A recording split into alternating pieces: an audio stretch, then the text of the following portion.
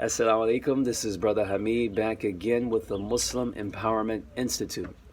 You know, in recent years, I've been seeing a rise in black atheists or black secular humanists, as I refer to them. And I want to address some of the claims of these individuals today. Recently, I came across an organization called the Black Non-Believers Incorporated. And this is a fellowship of black folks who are atheists or agnostic. In other words, they deny the existence of God. And these folks seem to be really adamant about their disbelief, even passionate about it. In fact, I never thought that black people could be so adamant about atheism to the point where they would actually form an organization in order to network with other black atheists. But I would imagine that in today's climate, the black atheists didn't feel that the current atheist power structure, which is mostly white, didn't include the black experience. So perhaps they didn't invite the black atheists to their gatherings, so they said we're going to go out and establish our own black atheist organization in order to address our black disbelief. Anyways, they said they want to nurture and support atheists in coming out, and they want to promote their atheist pride. Now, I understand that a lot of these people's beef is with the black church, and a lot of it is well warranted with all the money that these black churches raised, and it's not really benefiting the black community. You have all the hypocrisy with the church people and religious people in general, as well as the fact that our people were introduced to Christianity through slavery as a means to make them more compliant slaves. I understand all of this, but ultimately the black atheist would say, if God exists, why do we have all these problems going on within the black community? It appears that God don't like black people. Why should I believe in a God that the European introduced to my ancestors? You know, they say only the fool will pray to the God of his enslaver. Why would God allow black people to be oppressed? Why would he allow the transatlantic slave trade, for example, which our people are having a very difficult time recovering from? Why would he allow all this pain and suffering like child rape and molestation and abuse? Why would he allow all of this if he's a benevolent God? So inshallah, I'm going to address some of this later. But first, I need to speak on the basic principle in logic. And if you really understand what I'm about to discuss, you'll see that some of the beliefs that people have are really illogical, even though they may say that they're coming from a place of rationality. Now, this is going to be real technical, so bear with me. First, we need to remember that a thing has to be in order to do. A thing has to be in order to do. So in order for an action to exist, it has to come from something else that existed before it. It's not a situation where the action came before the existence of the one bringing forth the action. That's out of sequence. So thus, if we understand this simple point, we can understand that just like there's no speaking without a speaker, there's no painting without a painter, there's no writing without a writer, and there's no creation without a creator. To be created means that prior to the created thing's existence, it was nothing. It didn't exist.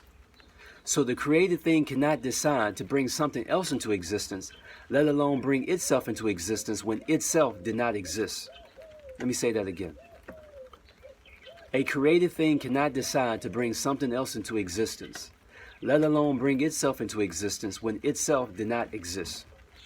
So the essence of Tawheed in Islam is to believe in the oneness of God and to direct our prayers to Him and He alone. And the core of this is the understanding that God Almighty is different from what He created. God is one and He existed before the creation existed. How do we know this? Because a thing has to be in order to do.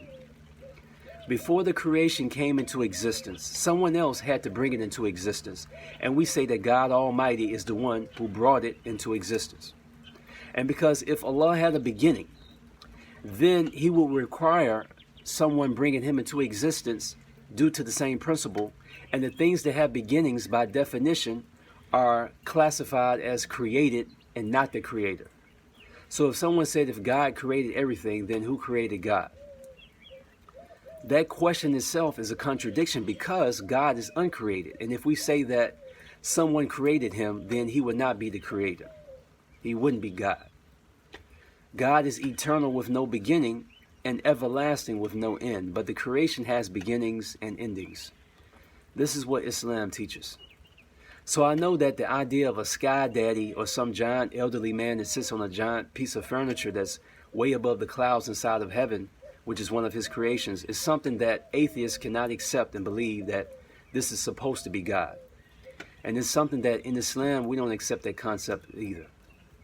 God is not like his creation, and he doesn't live inside of his creatures in the literal sense. Next, an atheist may say, if God is real, why doesn't he just make himself known in the physical sense? Well, because God is not physical literally. And if someone or something came out of the clouds and said, I am God, worship me, would you believe him? You know, they say that black people are the only folks who worship a God that doesn't look like them. So does God have to look like you in order for you to worship him? Does he really? They feel like if I can't see God, if I can't touch him, if I can't imagine him, then he don't exist and I can't worship him. And now you see how people worship idols. You know, folks feel like anything that's unseen ain't real. They feel like I have to be able to see it to worship it. And that's crazy to me. And for those who say they are God, you know, they ask, do you believe God can do anything? I'll say, yeah, God can do anything that he wills. Well, why can't he become a human? Well, that's a logical contradiction. God doesn't have a beginning. Humans have beginnings. To say God is human and equally God is a self-contradictory statement. Remember, a thing cannot be and not be at the same time. It's either or. You can't be dead and alive at the same time. You can't be speaking and not speaking at the same time. You can't be sitting and standing at the same time. God is incomprehensible.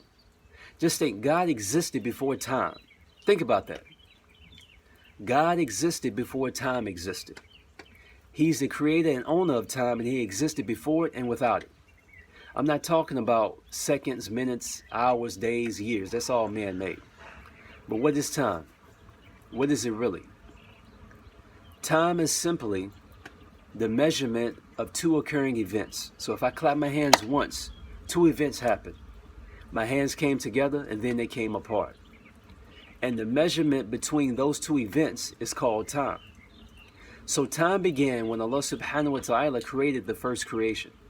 We know this because the act of creating is an event, and of course other things were created afterwards. The measurement of one thing being brought into existence and then another thing being brought into existence is called time. Now, regarding the situation with black folks in America, we're aware that many of our people are having a very difficult time. In Islam, we believe in predestination. So every single event happens by the will of God. So thus, the good things that happen and the bad things that happen, they occur because God willed it. And God does whatever he wills. So you've had people who have survived plane crashes and they've gotten shot before. And then they died due to food poisoning or an insect bite or something like this. It's because God is ultimately in control of every bit of his creation. We have control over things, but it's only according to the control that God will for us to have. You have control to speak, to walk, to run. These are voluntary actions. But you don't have the control to make your heart stop beating or to make yourself taller or shorter or to be a different race or gender. Our control is limited. And we need to remember that in life, we experience a whole lot of tests. We may wonder, why is it like that? Now, from an Islamic perspective, and perhaps other religions would agree as well with the concept that disease makes good health pleasant, as one of the philosophers stated. In other words, if everything is going well all the time, you got wealth, good health, family, and friends, then you would take it for granted and you wouldn't appreciate it. So bad stuff happens in your life in order for you to appreciate the good. We understand this. If you give a child everything he wants, he's going to be spoiled, rotten, and usually those spoiled children are the worst. Can't get them to do anything. They don't want to appreciate anything. And we know that Allah subhanahu wa ta'ala created everything in pairs. So good and evil and bad occurrences are actually necessary in order for good to be acknowledged and appreciated. If Allah wills good for you, he gives you problems to show you that you have a Lord, that if you seek to get close to him, he can solve your problems. If he didn't give you any problems, How could he show you this? One of the objectives of the shaitan, Satan, is to make humans ungrateful. So Allah gives you the problems, and then he gives you the solutions to the problems. Then afterwards, you can be grateful. If everything in this world is like paradise, then you wouldn't seek paradise in the hereafter. And for our enslaved ancestors that came before us, those who were robbed from their homelands to be enslaved by their oppressors, those who were lynched and beaten, those who were taught that the white man was their God, and it damaged them psychologically, them and along with their descendants. We would say that God didn't just allow them to go through all of this just to become dust after they die. But the justice of Allah will be manifested in the reward for them in the hereafter. And also the justice of Allah will be a punishment for those who perpetrated these terroristic acts against them. And I believe that, inshallah, without a doubt. As far as folks saying that if God exists, why can't he or why won't he defeat this system of white supremacy? Well, it's not for him to defeat. That's your problem, that you've internalized white supremacy to the point where you believe that there's some evil white people out there that have so much control over your mind that you're completely incapable of overcoming it. Now, sure, a lot of these systems were created for our destruction, but no one is stopping our people today but us. Some of our people still believe in that European God, that spook God, and we really believe that he's so powerful, more powerful even than Allah. And we don't understand that the power that we think he has over us, in reality, it just don't exist. It's not real. So we got to take control over ourselves and our lives and stop blaming every problem in the 21st century that affects black people in America on the white man. How is it that over 150 years after slavery, you're still giving the white man all this power over you? You mean to tell me that we're not going to get anywhere until he decides to stop oppressing us? When he's not stopping us from building healthy families, he's not stopping us from taking care of our sons and our daughters, he's not stopping us from getting a good education, he's not stopping us from working together. So this black atheism thing is really them empowering the non-existent white God and at the same time denying the existence of God altogether, which is crazy.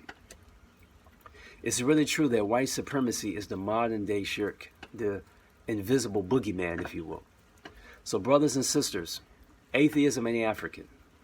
It's not like prior to our ancestors being enslaved and indoctrinated with Christianity that our ancestors were actually some type of atheists. To my knowledge, everyone in Africa historically believed in a higher power, unless they've been influenced by communism or something like this, and that definitely ain't African. Ultimately, the God of the black secular humanists is themselves and their desires. And that's the only God that they want to worship. And Allah subhanahu wa ta'ala does not guide folks like this, whether they're black or white. In closing, I would like to encourage you to reject these ideas in popular culture that promote black folks to look like a bunch of clowns. It's all by design, and this is destroying our race. The promotion of single black motherhood, feminism. And then, why don't we understand that the ultimate goal of feminism is for our women to be masculated and not reproduce and be by themselves? We don't get it. You got the LGBT stuff that they're trying to force on us. The promotion of the thug, gangster lifestyle, multiculturalism. Now we're on this atheism stuff. But inshallah, I hope this helps. We need to know how to be able to debate and put together logical arguments in order to defend ourselves from those who wish to control us. We have to think for ourselves. You want to be free? Think for yourself. That's true freedom. Please like, share, and subscribe to this channel. Check out the other videos. And check out MuslimEmpowermentInstitute.org and BlackDawahNetwork.com. We got the State of Islam and Black America book out by Imam Hameed Nathari. We'll have a review of that book out soon, inshallah. I'm almost sold out of Toby Muhammad's biography, From the Back of the Bus to the Back of the Camel, analyzing the psychology of Toby Muhammad. And check us out on the social media links in the description area below. Until next time, Assalamu alaikum wa rahmatullahi wa barakatuh.